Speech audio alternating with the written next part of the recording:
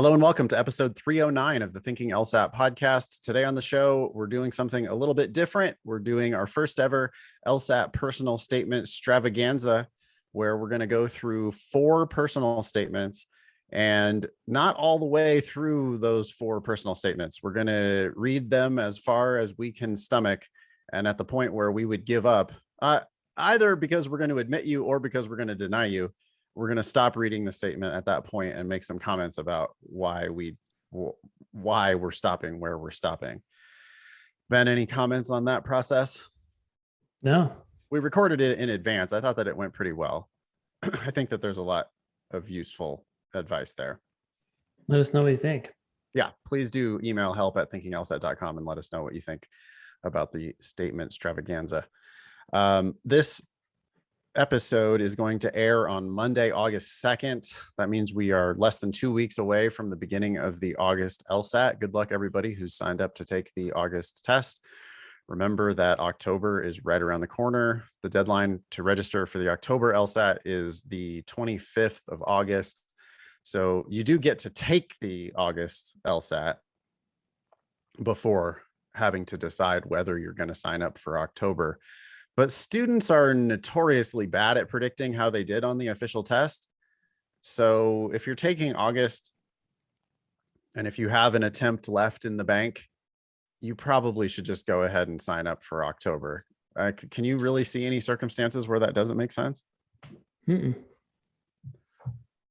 If you're ready for August, then you'll also for sure be ready for October. Now, if you're not ready for August, you should withdraw. But if you're ready for August and you're going to take August, then yeah, you should probably be taking October as well. Schools only care about your highest score. If you get even a point higher, it's worth it. You're just waiting for the test after that, and that's not good. Yep. If you want to talk to me about any of that, if you want to ask any questions about that process, please come to my August 2021 LSAT study group. It happens every Thursday on Zoom. It's absolutely free. All you need is a free LSAT Demon account, lsatdemon.com, sign up for a free account. And 4 p.m. Pacific, 7 p.m. Eastern every Thursday, I do a study group where you can ask me any question you want. All right, ready to dig into these personal statements? Let's do it. We've got 4 personal statements on the agenda, and we're going to read them as far as we can until we are sick of them. And then we're going to move on to the next one. Is that a fair assessment of what we're going to do? I think so. And I was thinking about it in the car yesterday, and I was like, this is actually good because I imagine it's much like the real deal, right? Like if they are not having it, they probably stop reading it. Well, we discussed on the show last week, I believe it was, that there are roughly 7 applications per applicant. Mm-hmm. And there are far more applicants than there are people who are going to actually go to law school. Mm-hmm. So probably by a ratio of like 2 to 1 would be my guess. Maybe even more, but 2 to 1, I think, fairly conservatively. So they probably have to read 15 personal statements for everybody that is going to actually come to their school. And so how much attention are they really going to pay these things? I mean, it's like when you're on the bubble, I think they're going to pay a lot of attention, but that's if you have the exact same LSAT, exact same GPA, if everything is the same, then they have to try to differentiate between people. But for the people who have real high LSAT, real high GPA, it's like they're going to check your personal statement to make sure you're not a psycho and just admit you. And if you have real low LSAT, real low GPA, they might claim that they're going to look at it, but they probably they're like looking for confirmation that they're going to not admit you. Yeah. And right? That confirmation can come in the first sentence. You really would have to have a killer personal statement to pull them back from the brink, right? Like it's like me reading answer choices on LSAT logical reasoning, or me reading answer choices on LSAT reading comp. Yeah. I'm expecting this to be wrong. I'm only going to pick 1 out of every 5 answers.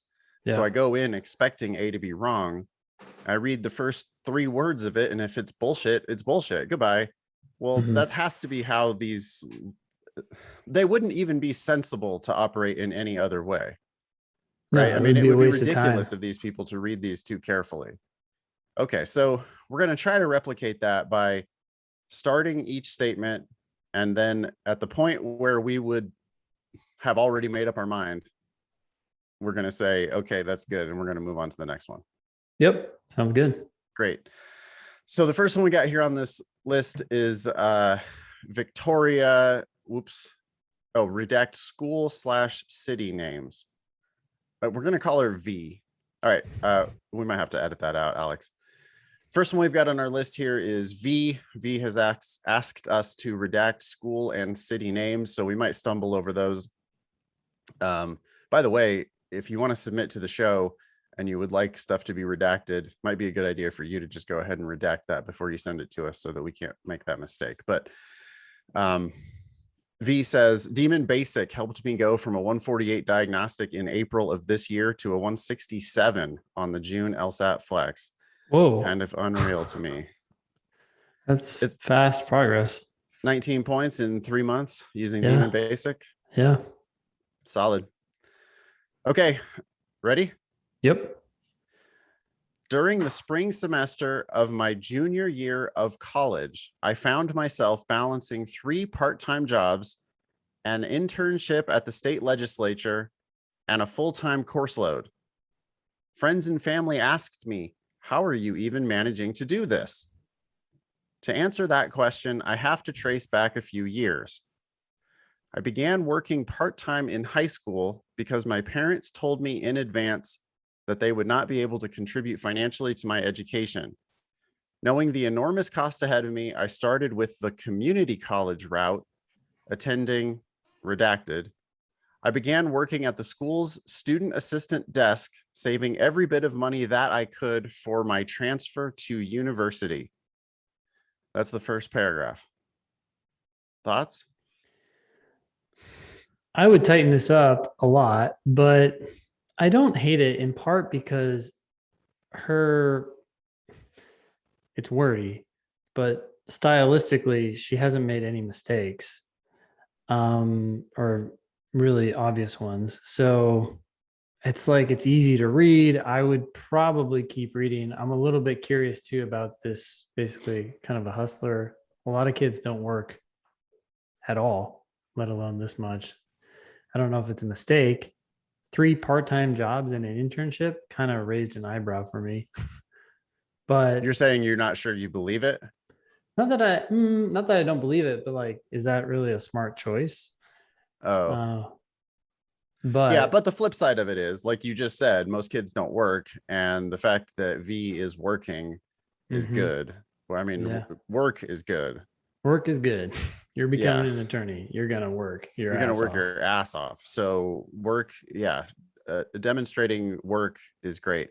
I don't know that she needs to name drop her community college specifically in that first paragraph of your personal statement. It's already on your resume.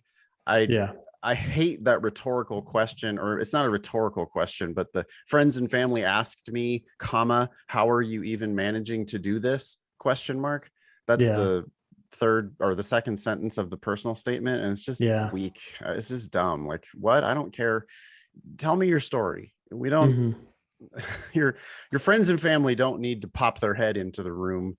How are you even managing this? I don't know. It's just a real weird, like, rhetorical flourish that doesn't add anything. And then in response to that, she says, to answer that question, I have to trace back a few years. It's sort of like there's this talking about talking as Talking to opposed to, yourself yeah, instead of just telling the damn story in a more plain spoken manner, yeah, which we would definitely prefer.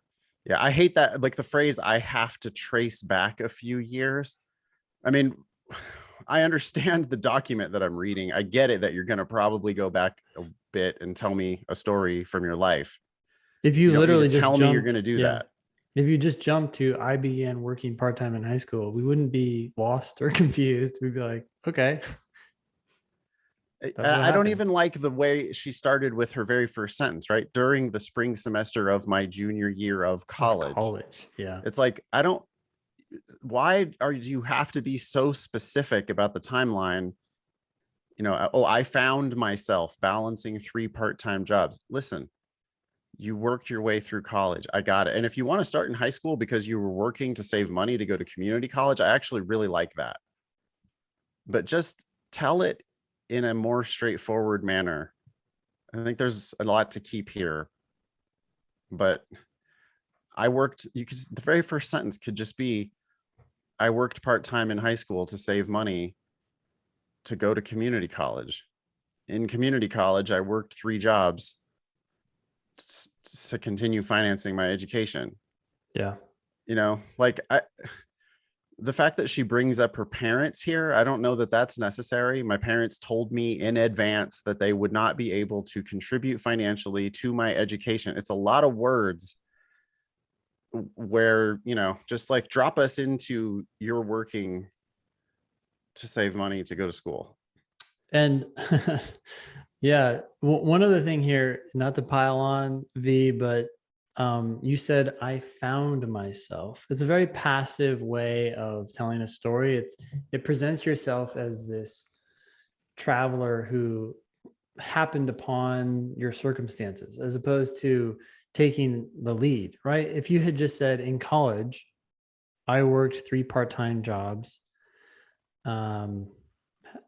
I guess, or I balanced 3 part-time jobs, an internship, and a full-time course load. It's just that's what you did. And we don't get this sense that you kind of fell into it and it wasn't planned. Like, I want to know that you're deciding what to do and you're Yep. going and doing it. And it falls under the broader umbrella of, as to your mental states, please just omit. Yeah. We don't need to know you finding yourself. That's you talking about thinking about yourself. And instead of that, we could just get the story, which the story is what you actually did. Yeah. That said, we're going to make it into the second paragraph of this one. I think so. Yeah. In We part have not because yet it's rejected this applicant. despite the wordiness, there's so much to be cut out here. It still is easy to read, right? Like what is it about it? It's like, she's not using big words or semicolons or anything like that. So it's not like you were stumbling over any of these sentences, and some of them are short. So in some ways, it's like you're helping the reader move along. And so even though I hate how long it is, I moved along through it easily enough, and you got the message across that you're working your ass off. So those things are inviting me to continue. Those 5 sentences could be 2. Just another. There's so much fat in this. I mean, like you or I, it'd be a fun experiment one of these days to have you do an edit and I do an edit separately, and then see what parts we've cut. Because this, like, knowing the enormous cost ahead of me, I started with the community college route. Yeah. It's like, no, you started at community college. You worked your way through community college. We could do, that'd be interesting actually, is to do like what is that? A wood chipper where we have a split screen and you can't see each other, but maybe everyone else can see. The audience can watch the editing happening in real time on Google Docs. All right, we'll think about it. Second paragraph. As the assistance center employee with the most seniority at the start of the pandemic, I facilitated the transition from in-person operations to an original virtual platform with my manager. And this does follow on the previous sentence, the school's student assistance desk. So that's where we are. We're at the assistance center at the school.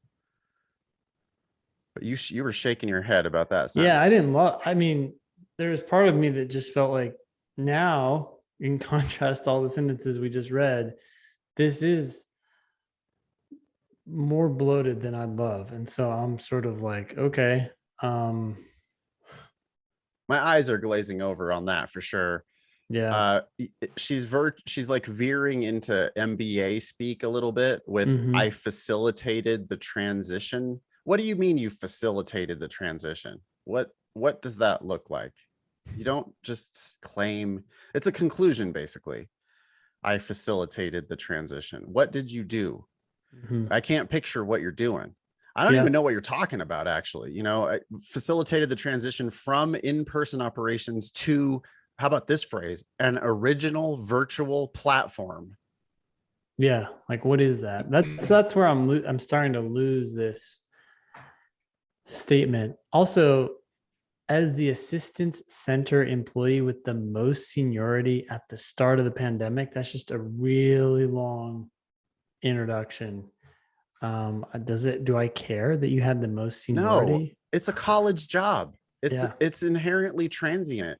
We don't give a shit. And then she like pulls the punch with my manager at the end of that sentence. Like Yeah. she knew she was taking more credit than she really deserved. So then she kind of hedges back with, oh, but with my manager. It's like nobody cares. What did you do? Yeah. You're What'd you you're do? at one time you're trying to take all this credit, then give some of the credit back, then but we don't even know what you're talking about. I think this, the reader starts to go to sleep here. Once established, the virtual center became an essential resource, going so far as to aid students from our sister campuses who had not set up their own online infrastructure.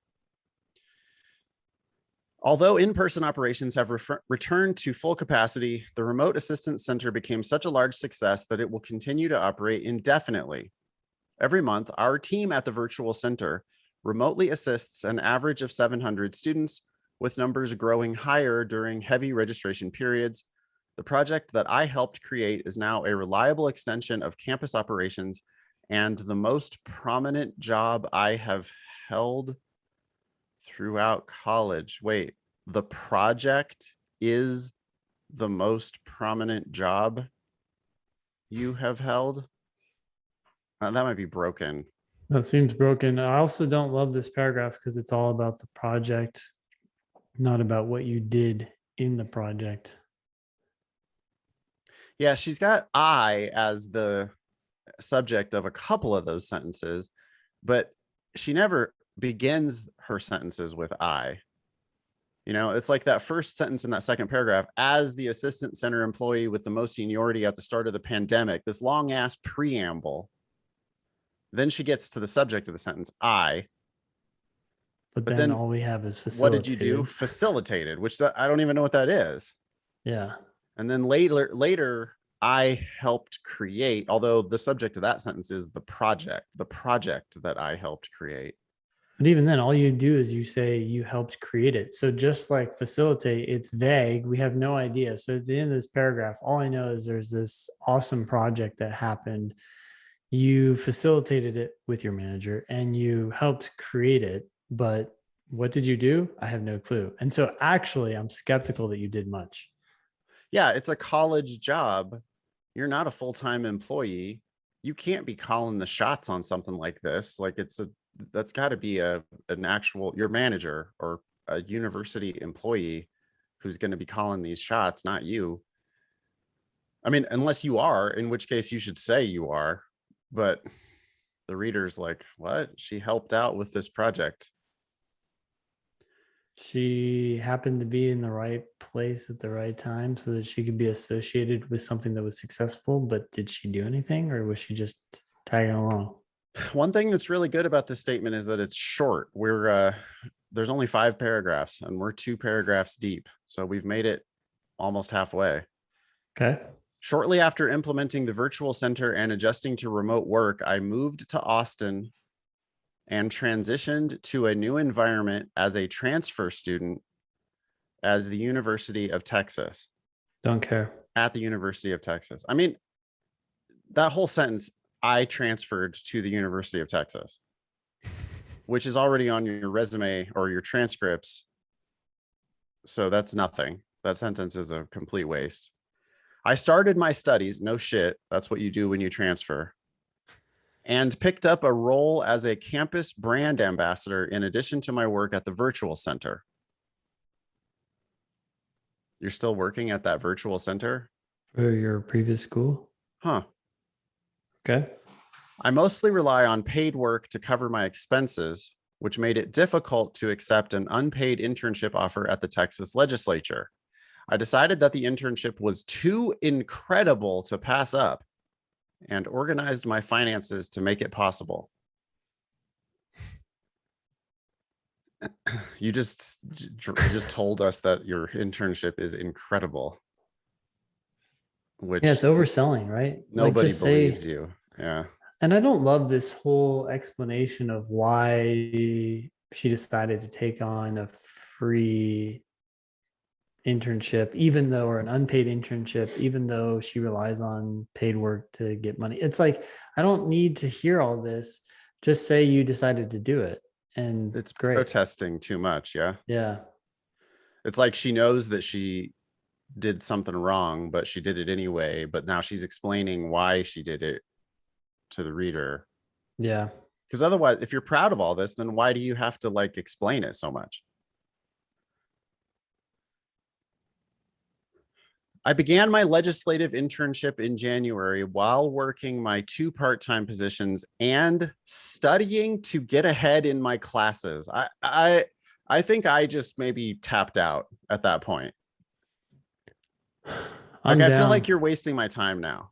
I'm down. It's just like kind of saying stuff that's on the resume. We haven't heard any specific concrete facts. I'm also mildly confused right now because I think you said 3 jobs and an internship, and now it's like 2 jobs and an internship. Um, so did you mean 2 when you started this personal statement? You just wrapped them together?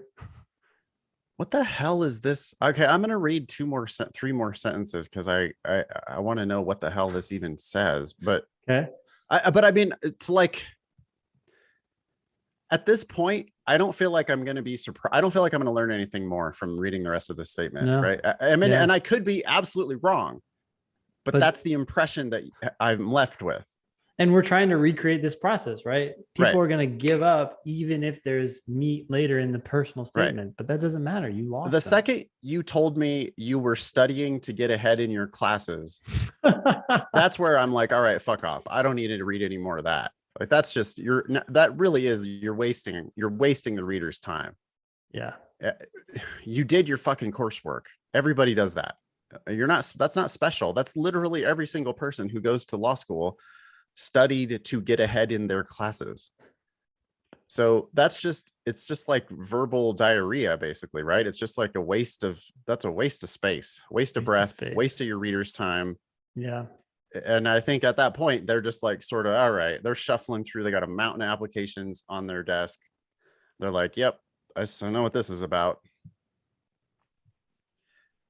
But she goes on and says, the legislative internship enabled me to learn the political process firsthand and apply writing and research skills in an exciting environment.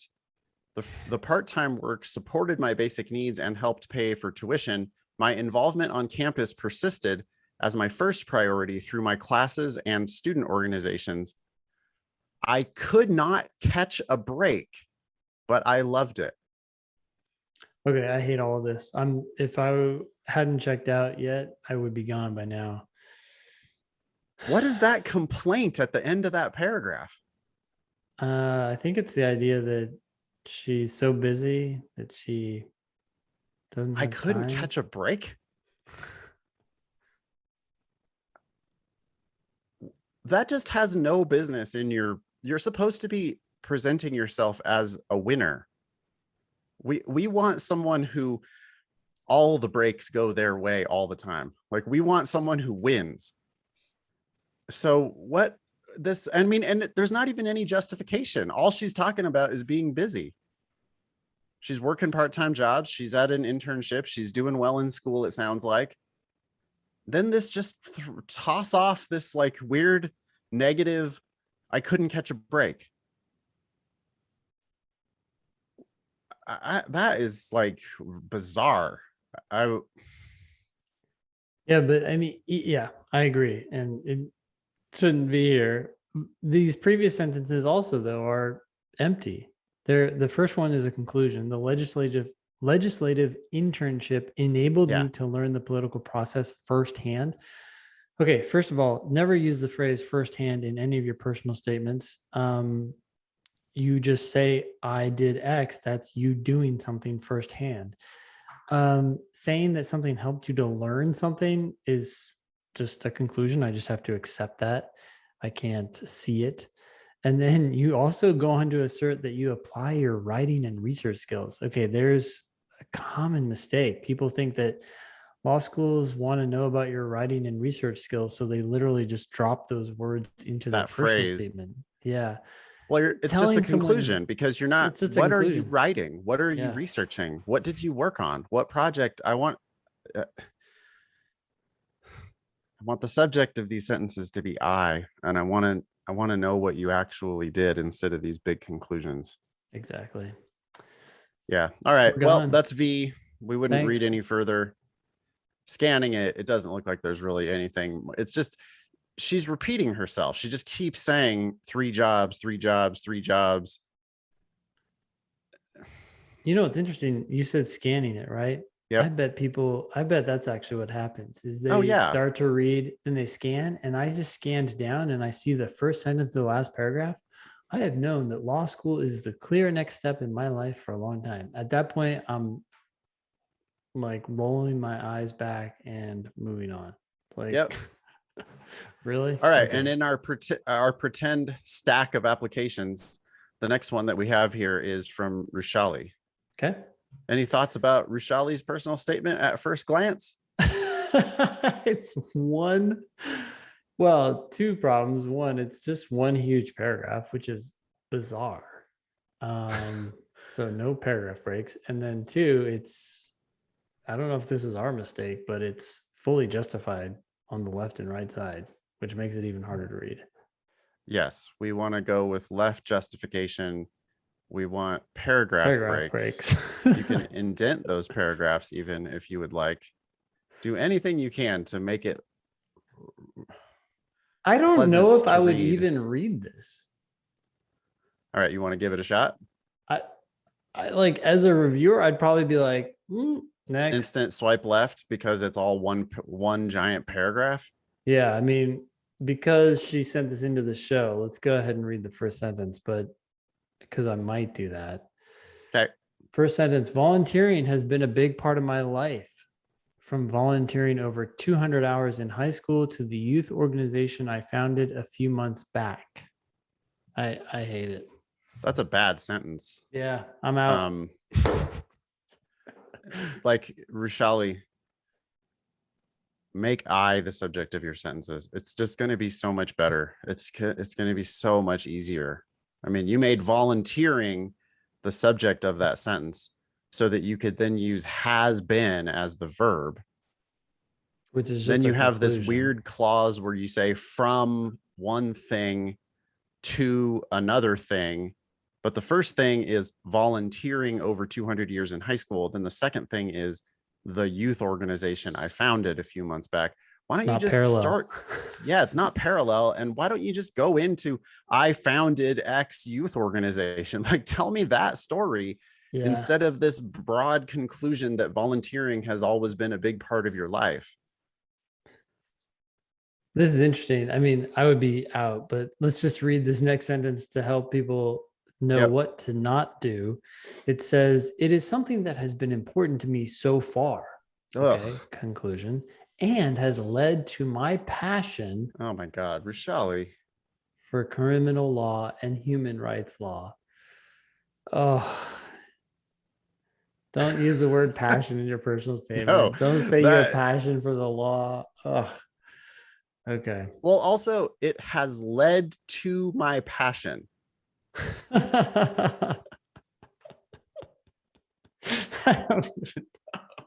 It, and the subject of that sentence is it. What is it? Well, volunteering. Volunteering. So volunteering has been important to me so far. I mean, I'm just gagging when I read that. That's like, what? Oh, God damn it. It almost suggests like it might become less important over time. Yeah. And has led to my passion for criminal law and human rights law, which you don't. it's not that I don't believe you, Rushali, but you need to present evidence of this passion, not just tell me about this passion. You need to show, not tell. And this is just pure telling. Boy, tell me about the founding of this youth organization, and just do it in a direct, straightforward manner. Let's give her a couple more sentences. Okay. I'm now the founder and CEO of Inspiring Youth, a volunteer-based nonprofit organization committed to giving disadvantaged youth opportunities for growth. Okay, kind of vague. I still don't. That could know be what your that first means. sentence, though. I mean, or instead of I am, you could say I founded. By the way, yeah, I am or I founded. It could work as long as you immediately jump into what you're doing. Right. I don't love the founder and CEO. I feel No, like that then sounds it's like every protesting college too kid much. thinks they're the CEO of something, which is like, no, you're not. Or even if you are, it doesn't mean anything. Yeah. I mean, Ben, we could have fancy titles, right? You could be the CEO and I could be the COO. Yeah. Or wait, you're going to be the CTO and we could be co-CEO. You could be Oh the my gosh. CTO. Yeah, we could have this. You know what's funny about that is actually just today I was filling out a form for my dentist and they asked these stupid questions. They're like, "What's your job?" I put teacher. That's what I am. Yeah, right. I mean, I don't know. It's a conclusion telling me that you're the CEO. It's like, yeah, you know what? When a kid sets up a lemonade stand, they're the CEO of the lemonade stand. Yeah. There's one officer, there's one employee. It's the chief executive officer and dishwasher, Johnny. So nobody like I don't know who think you're impressing by dropping in the letters. Say what the organization does, say what you do there. I get it that it gives disadvantaged youth opportunities for growth, but I don't get that because I don't know what that means. I don't know what opportunities you're talking about. I don't know what kind of disadvantaged youth you're talking about. Opportunities for growth. Sorry. It's funny. Yeah. People just don't realize that they're not making themselves clear. Nobody knows what the fuck this is. And you're not telling the reader what the fuck it is. So the reader doesn't know what the fuck it is. That's just like, we're not following. We don't understand. We get that you founded something and it's probably good, but we don't have any evidence. So we don't really know. No, it sounds like a press release from some corporation, right? It's all vague and sounds grandiose. It's going to get a little more specific here. So maybe a couple more sentences. I already hate it though. Ninth grade. Yeah. I don't want to hear about it. Back in grade 9, I volunteered for the very first time in my life at a local police station for 40 hours. Omit. Who cares? Here, I started to see how many youths disadvantaged by circumstances such as homelessness, food insecurity, racism, etc. etc. Don't ever put etc. Were unable to get access to opportunities for personal and professional growth in life as opposed to somewhere else, and how this often led to an unwanted involvement in crime. Oh God. This is a reference to Rushali's mental state, right? Rushali is learning. I started to see. Yep. Well, Rushali, your reader already knows about this shit. Like the moment where you realize that there was injustice in the world is not interesting to us. Everybody has that moment. And we don't care about the moment. We care what you did after. Why are you going back to 9th grade? You're not a 9th grader.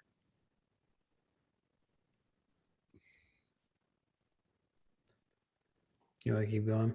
No, I don't. I'm done. Well, how about 1.5 more sentences? Okay. Throughout my volunteering experience, all throughout high school, okay, throughout twice in the same sentence, This began to be a reoccurring theme I noticed at the art classes to the summer camps I volunteered That's a at. bad sentence. The Ugh. art classes to the summer camps I volunteered at. But here's where I really stop. After suffering from mental health issues all throughout my first year of undergraduate studies. Yeah. Goodbye. Goodbye. I mean, Yeah. that's bad advocacy. You're supposed to be putting your best foot forward, and you're dragging in mental health issues from your first year of undergrad. Why? You only have a page and a half or 2 pages to tell me what an ass kicker you are, and you like blurt out mental health issues. Yeah. That's not what the reader does not. They have a stack of other applicants. Why do you think your mental health issues are going to set you apart from those other applicants in a good way? Look, people have mental health issues. That's Yes, fine. I have That's mental part health of issues. I like, we all know that. yeah, it's no surprise to anybody. But that's not going to be the first thing I say if I'm trying to Yeah, get it's a not a job. selling point. Yep.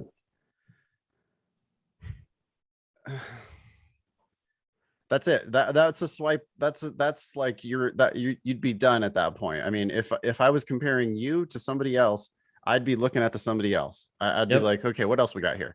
Because that's not good. That's not good lawyering. I mean, think about it that way. I think people don't. I don't know. It's kind of surprising to me that people don't think about it that way, but think about it that way. Lawyers are professional writers.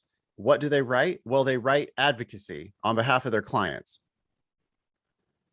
You are, as you apply to law school, you are giving them a demonstration of the advocacy that you will do on behalf of your client. You're advocating for yourself here. This is like the one time that you're going to represent yourself in your legal career, but you're representing yourself. You're supposed to be putting your best foot forward, demonstrating it's a simultaneously, right? You're doing 2 bits of advocacy at once because you're supposed to be telling your story, which should paint you in a favorable light, but you're also demonstrating your ability to tell that story. And an important part of that is choosing the 99.999% of your life that you're going to leave out. Like you don't have to disclose every bad thing you've ever done or every struggle you've ever experienced. Nobody is admitting you to their law school on the basis of the mental health issues that you experienced during your freshman year of college. Agreed. It's not a point in your favor. And even though they're not allowed to discriminate against you because of shit like that, they absolutely are going to discriminate against you on the basis of shit like that. You're disclosing to them something that you should just not disclose. So not only are they going to hold it against you, they're going to hold the fact that you chose to include it against you. Yeah, it's like a double whammy. Yeah. Next. Well, I want to say one other thing about that. I agree 100%. This is about advocating for yourself. I'm concerned that some people are going to walk away from this discussion thinking that the way to advocate for themselves is to draw a bunch of conclusions and go, to the bat swinging as hard as they possibly can. No, what you want to do is you want to give the facts. You want to give them the facts, and you want to give them the best facts of your life. So you have a whole slew of facts. You picked the best ones, the most concrete ones, and you just present those facts, and those facts speak for themselves. That's what true advocacy is, and that's what true advocates do. Yeah.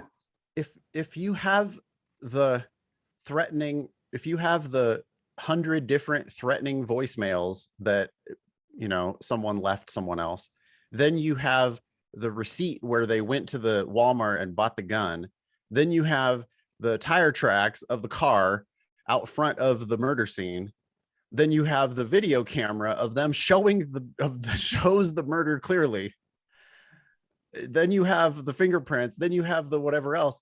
you don't then need to like go on and on about how this is clearly a murder that was committed by this person. It's like, yeah, we got it. The facts, the facts clearly demonstrate that that's what happened. You don't have to say it, but if you come out and say it, you say, "Hey, Joe murdered Phil." It's like, wow, that's a pretty big accusation.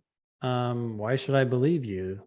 Like, maybe Joe didn't do that. Maybe it was Right. someone We else. Or resist conclusions, but we yeah, can't argue with facts. yeah, So if you just stick with facts, that would be great. All right. cool. Rishali's been waiting a long time. Rishali is in our classes, and I would love, Rishali, for you to resubmit and see if we make it a little further next time we do this. But you do need to use paragraphs. You need to make it left justified, and you need to tell your story in a more straightforward manner that focuses on your actions, not your mental states, but your actions. And you need to show better judgment about what you include and what you don't include. And it needs to come from a more recent time in your life. And it doesn't need, yeah, why all this childish shit? High school, I mean, I guess for a lot of our students, they're young. And so high school, doesn't seem that long ago. But for your reader, the second you say high school, we're just like, what? This is a child. You look like a child when you talk about high school. I mean, same thing when you mention your freshman year of college, to be honest. Like, omit all of those references to like demonstrating the fact that you're 19. Here's one last example of that. I was in Five Guys the other day, and they have a ton of posters around their restaurant from when they got all these awards, and they're all from like 2010 or earlier. The obvious like takeaway from that is, why the fuck aren't you getting any awards now? You're just like a has-been. We used to be good. Yeah. Anyway. Okay, I don't know that we need to read this preamble. In fact, we shouldn't, because we need to get it out of the personal statement. Okay. But yeah, this is somebody who is studying with the demon and has improved. Wait, does this actually say that? Yeah. The demon has literally saved my life. I hope that's not literal. No, it has not literally saved your life. Anyway, but this is somebody who got a 133 cold diagnostic and is now up to 157 after using the demon for less than a month. Whoa. So this is somebody who is killing it. Looks like they're on the way to a 160 something. We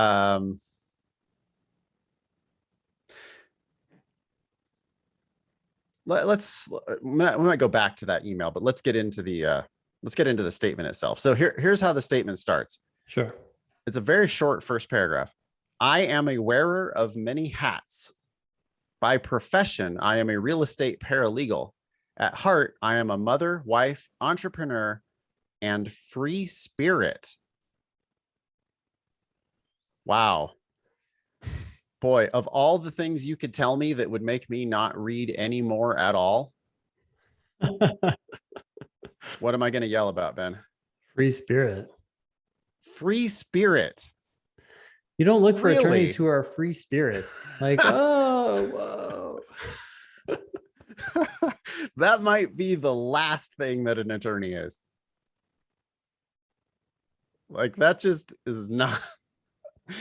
I get it. You're trying to like humanize, you want to look like a cool person that we want to hang out with. I do like hanging out with free spirits, but I'm not hiring free spirits for my law firm. So I don't think it's necessary to mention that you're a mother and a wife, but interestingly, if you say I'm a mother, a wife, and an entrepreneur, and you end there, you do get the sense that you're like, wait a sec. Okay, you got a lot going on in your home life, but you're also an entrepreneur. Maybe I could see you being a badass who gets shit done. But then you add free spirit, and all of a sudden it's like, oh, maybe you're just kind of helter skelter. You're all over the place.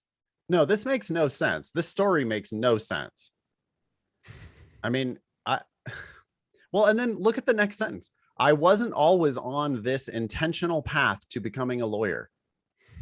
I don't You're care. you're not on that intentional path right now. What are you Yeah. talking about? Yeah. You just told me that you're aware of many hats.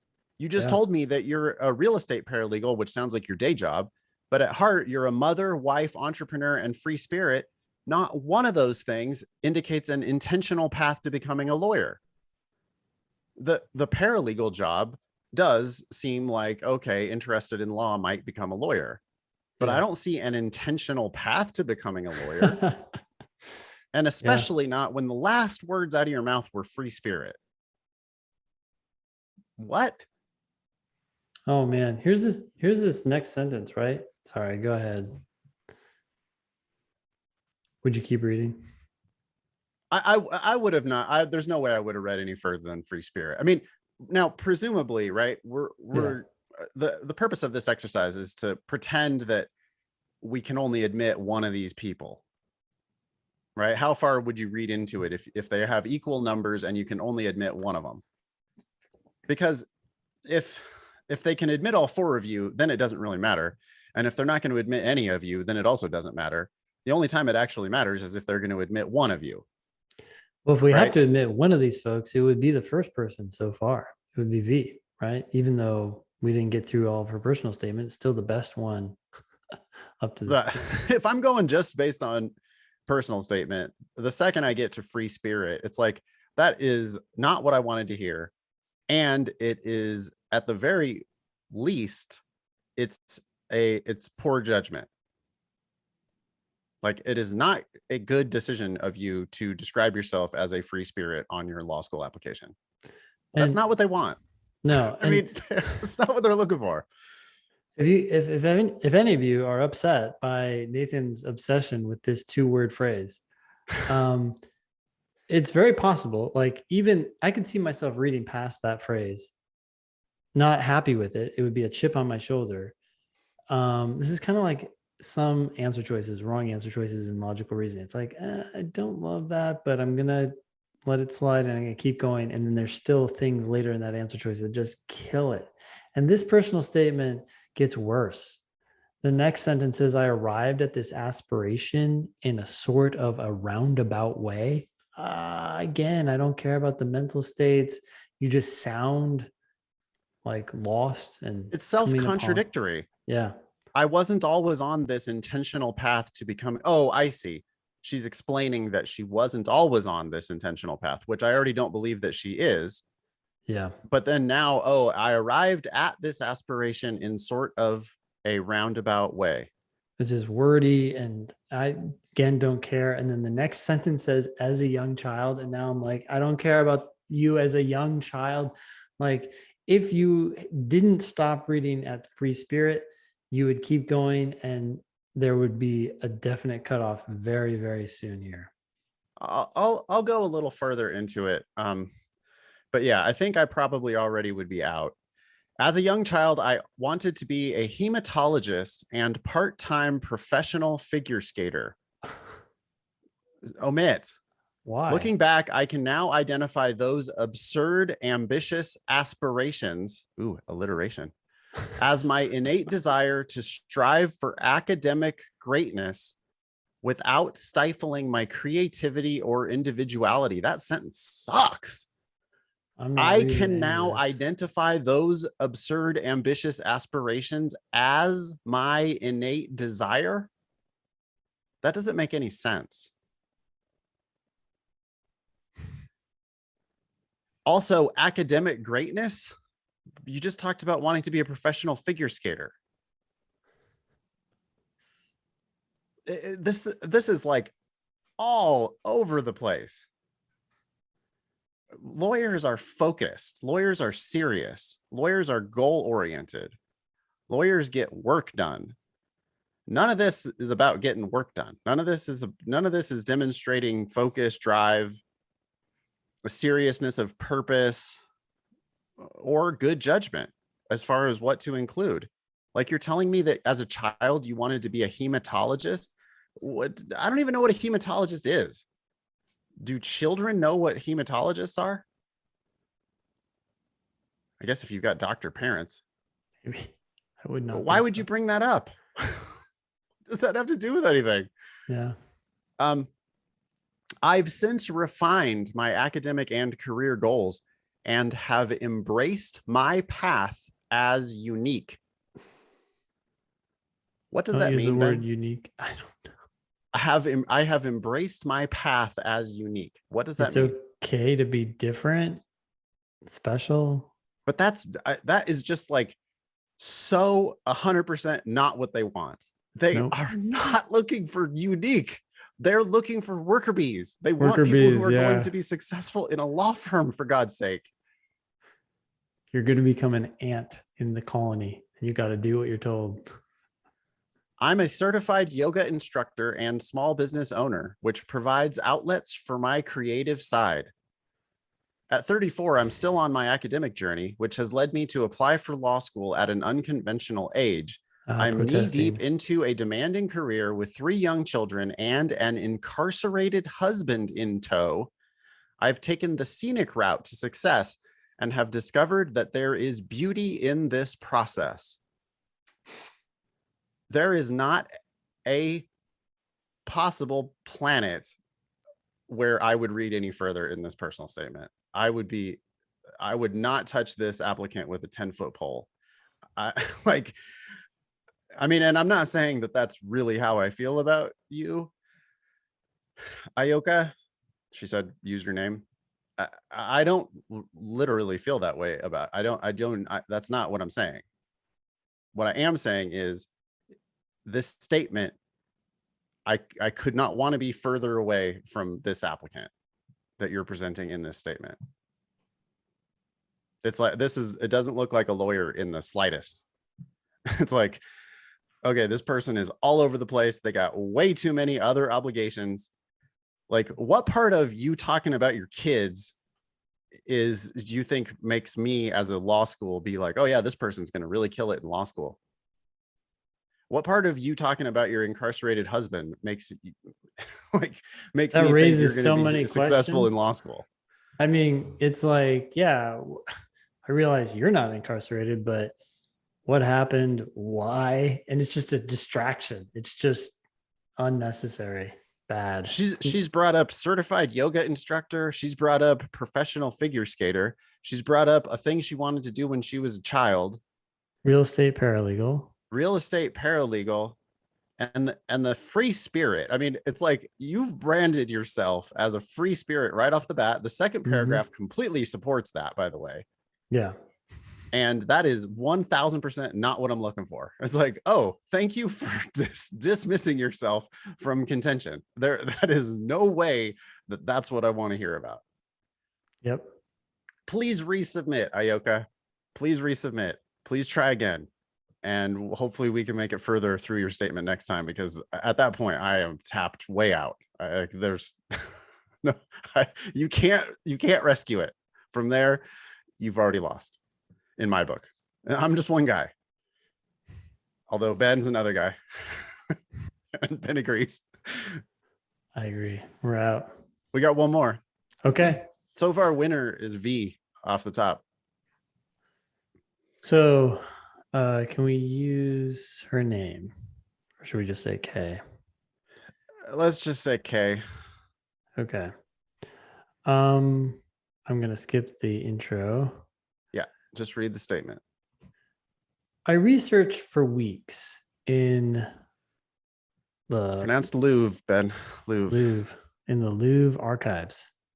I was attempting to uncover the identity of the artist responsible for an unattributed 19th century French portrait for my art history master's thesis. Okay, right off the bat, I love this. First sentence is short. It has K doing something. The second sentence has Kay doing something for her art history's master's thesis. This is professional shit. I mean, it's school, Yeah. but it's. I would like to point out, though, that it doesn't have to be so highfalutin, right? Like immediately I get, okay, I can start to make all kinds of inferences about Kay. I Hmm. think you went to some fancy liberal arts school. I think that you probably are from money. I think that like I'm making all kinds of inferences that are not bad really for K's application. It's like, okay, probably savvy, probably knows lawyers, probably has lawyers in her family. Um, not, I'm speculating, but that's the kinds of speculations that people are going to make. Yeah.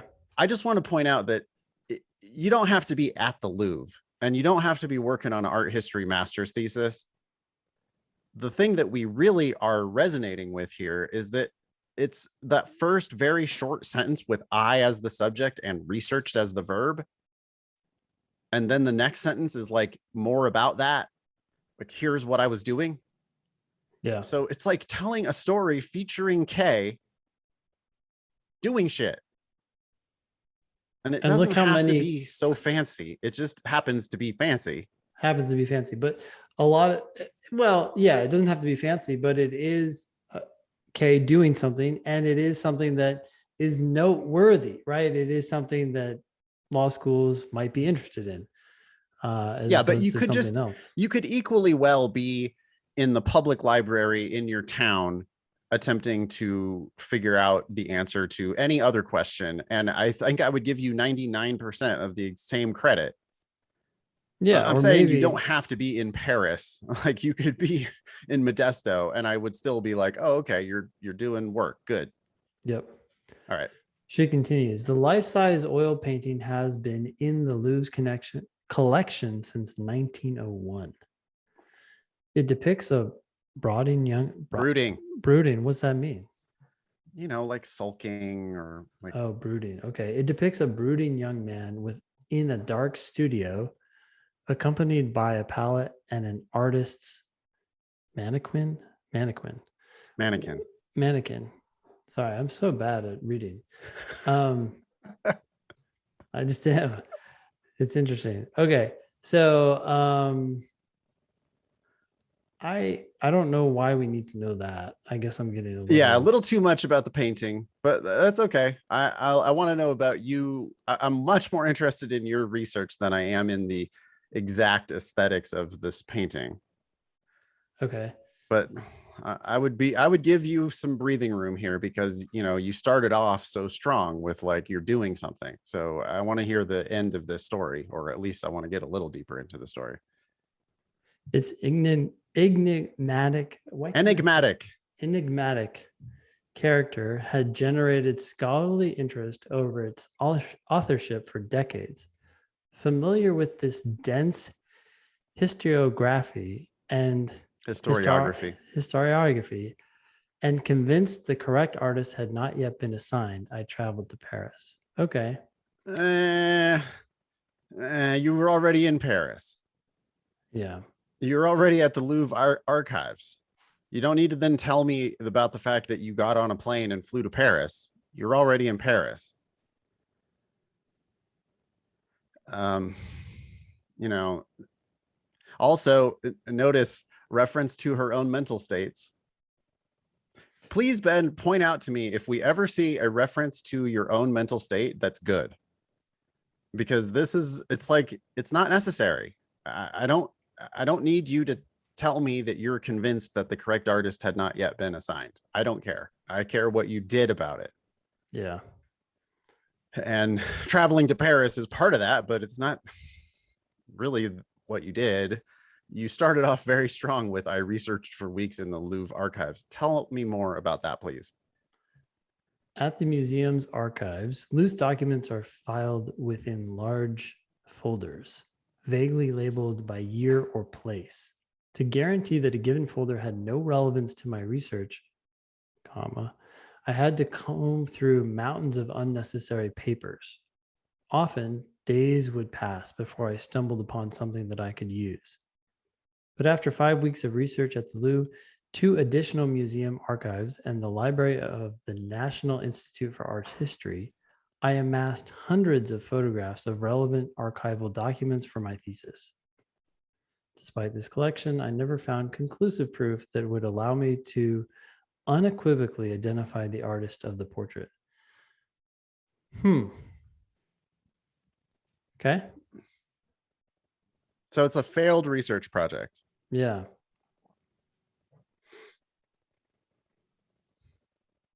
I'm not sure. I mean, I would keep reading, but Yeah. this is not to say that my time in the archives of Paris was wasted. Far from it. I concluded from my research that the portrait had been made in response to artist Theodore. How do you say I'm going to that? say Jericho. She gave Jericho. us a YouTube video on how to pronounce it, but I didn't watch it because I figured I could just wing it with Jericho. Well, you'll do pretty good compared to me. So, Theodore Jericho's death in January of 1824. As a result, I was better able to describe the work's original purpose and flesh out the context in which the work was produced than That previous sentence. scholarship. Yeah, I don't like the than previous scholarship at the end of that. that's not, oh, better able to than previous scholarship. Okay. Yeah, it was really far Yeah, just separated from the stop better. there after produced. Yeah. I don't think you need the than previous scholarship. We understand that you're comparing it probably to previous scholarship. I could also firmly date the work immediately following wait, what'd you say again? Jericho. Jericho's death. Finally, I was able to suggest that Jamar, a relatively unknown assistant to the famous Jericho, was the possible author. Okay. Following the archival research, I analyzed the portrait utilizing Using, yep, never utilizing. Charles Sanders Peirce's semiotic theory. What's a semiotic theory? No idea. On the relationship of signs. Under this theoretical lens, I described the portrait's memorialization of the late, I keep forgetting this guy's name. Jericho. Jericho. Not that that's even right necessarily, but I'm going to say Jericho. Jericho through Yeah, you go. symbols of mourning, loss, and the unending passage of time. I'm getting bored. I am too. Okay. Applying Peirce's theory on the portrait provided. What's that? I have no fucking idea what ekphrastic might mean. Ekphrastic evidence for my attribution suggestion that I could not otherwise find documented. The word ekphrasis comes from the Greek for the written description of a work of art produced as a rhetorical exercise, often used in the adjectival form ekphrastic. It's a vivid, often dramatic verbal description of a visual work of art, either real or imagined. In ancient times, it referred to a description of anything, person, or experience. According to the Poetry Foundation, an ekphrastic poem is a vivid description of a scene or, more commonly, a work of art.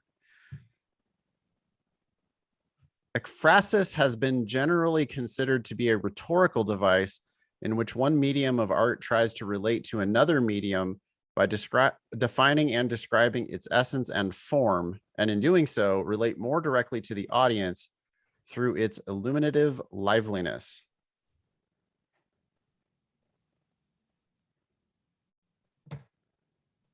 Fucking, I don't know what that means. It's a word that art people use to describe art, about art. Here's the thing. I think I would stop reading this personal statement. I would probably put them in the accept pile because I'd say, okay, clearly you have the chops to work in an academic environment. You can write, you can use complicated words. I'm not impressed, but I'm not concerned about your ability to come into law school and succeed in this field or in this forum, which often involves idiots who write like this. They're not the best.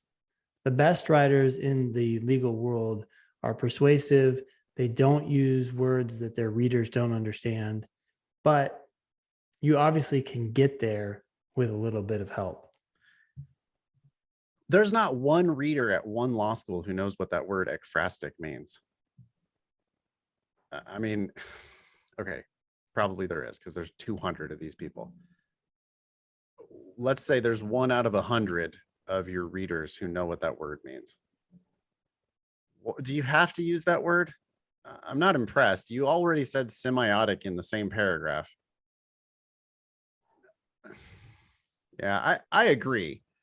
I mean, I would read this and I would go, okay, this is like a good student, grad student, overeducated, academic. Probably, though, this is an application for, Yale or like T14, like top law schools. This doesn't look like somebody who's going to go into big law. This looks like somebody who's going to go into academia. Yeah. If that's what you're trying to do, is to present I'm going to become a law professor type of a personal statement, then you definitely are succeeding. This doesn't super look like a worker bee in a big law firm, which I think is what Ben was saying. Well, even I think in an academic environment, you could write on a topic that's slightly more interesting or make it more interesting or just be a little more down to earth. It's kind of like you have some good writers on the Supreme Court, but then you have some really good ones because they speak, they can handle all the hard issues, but they speak in a way that really captures every reader and makes the case, but it's still interesting. Like we were both getting bored in the middle of this. Yeah, but it's because she wants to do boring shit. I mean, I'm scanning to the end. I plan to continue this line of work by practicing art law in the future with a concentration on cultural heritage rights. I believe you. I took art law in law school. I hated it. It sounded exactly like all of this. I believe you that you're going to be in that field. And so this would just be like admit, academic, you're in. To that extent, it's a very successful statement. Yeah. I mean, you will get admitted. Yeah, that's going to get the job done. Well, I mean, I guess what I'm saying is we don't need Kay to resubmit. Kay's got it under control. Absolutely. Right? Like, Kay, we will not read this again. You're in, you're good. Don't worry about it. You're fine. These other three, V maybe at the top was, the best thing about V is that it was like just fairly relative to all these others. It was relatively plain spoken about, like things that you've actually done. I think it goes too far back into history, maybe. Well, for sure it does with part-time work in high school. But all three of those statements, you are welcome to take our comments and rewrite it and send it back in, and maybe we'll do this again and see if we make it further into your statements. Yeah, Kay goes into the presumptive admit pile to go practice art law. Any other comments? No, that's it. Cool. We'd love to know what you think about this. This is a new experiment for us, doing personal statements this way. I think it's helpful to compare 4 of them instead of just, railing on one of them. Yeah, you can see how they compare to each other. Yeah, send us your feedback, please. help@thinkinglsat.com. Anything else for today's show? Okay, that was the first iteration of the LSAT personal statement extravaganza. Hope you found it helpful. You can get on an upcoming show by emailing help@thinkinglsat.com. Obviously, we do not have time to cover every personal statement you submit. So sorry, we're going to pick and choose of the ones that get sent to us. We just can't, we get too many, y'all. We cannot do all of them, but please do submit if you would like. help@thinkinglsat.com. If you have any questions about the LSAT Demon, you can email help@lsatdemon.com. That was episode 309 of the Thinking LSAT podcast. Thanks all y'all for listening. Nice knowing you. Don't pay for law school.